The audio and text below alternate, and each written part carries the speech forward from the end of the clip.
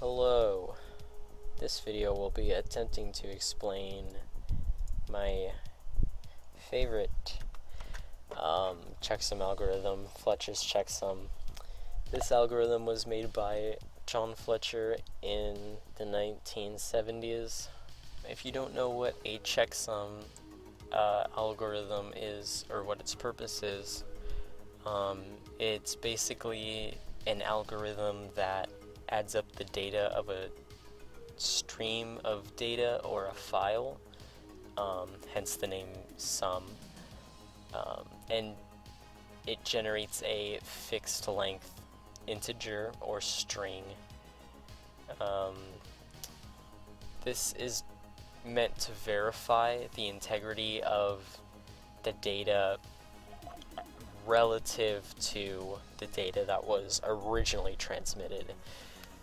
So if I am downloading a file, say, off the internet, and the person hosting the file provides a checksum of the file, that checksum is the summation of all data in that file.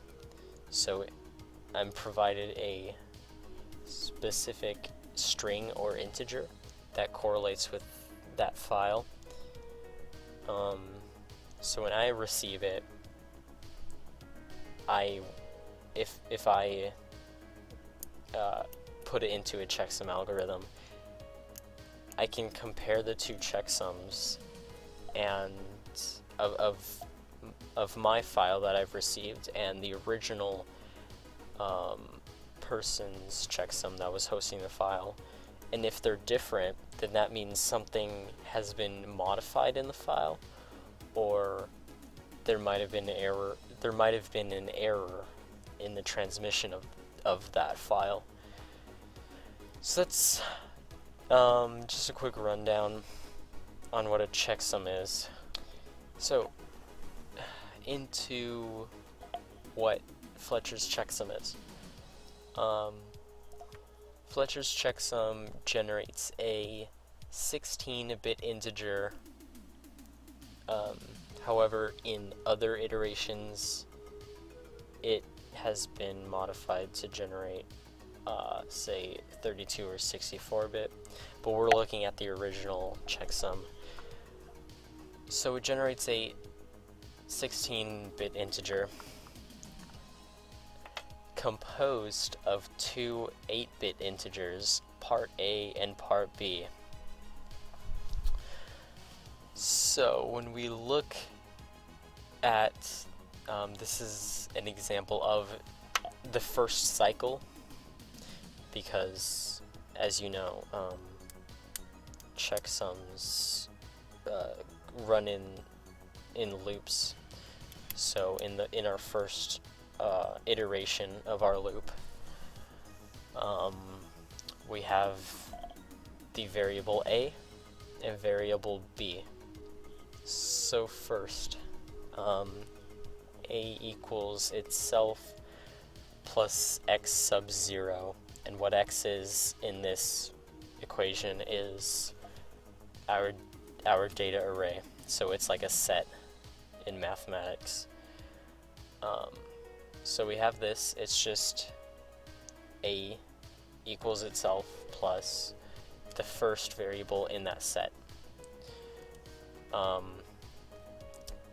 This is all modulo 255. This is done to keep the value that we get within the range of 8 bits. It could actually be also 256.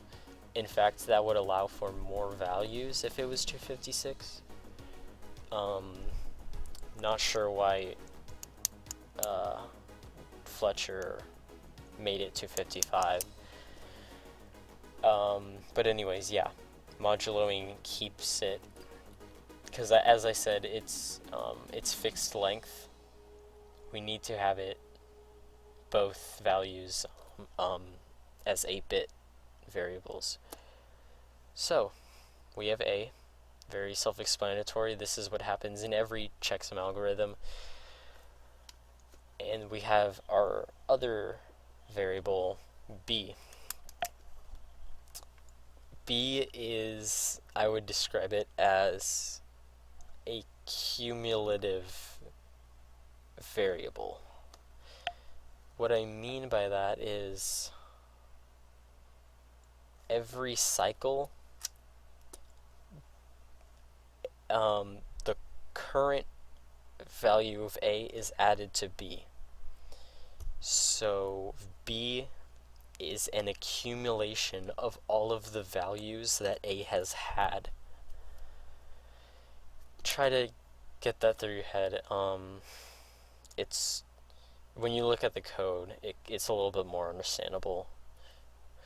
But again, this is modulo 255. And our code. So A, B, blah, blah, blah. We have our loop here where everything happens. So as I just stated, A equals itself plus the part of the data buffer is what I coded this to be. I probably should have made this a for loop, but whatever. Modulo 255, and B equals B plus A modulo 255. So that's what the code looks like of the Fletcher's checksum. Our return, this is our checksum that is returned. We take B, which is again a 8-bit integer. We bit shift that 8 places, so it is now a 16-bit integer padded with 8 bits on the right, 8 zeros on the right, and we append A in that blank space. This returns our final 16-bit checksum composed of 2 8-bit parts. Very interesting, I think. This is kind of just extra information. It's just our cycles put into words.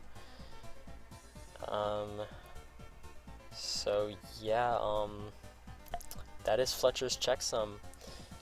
It is, for reasons that I could not fully describe, a lot more secure than a regular checksum.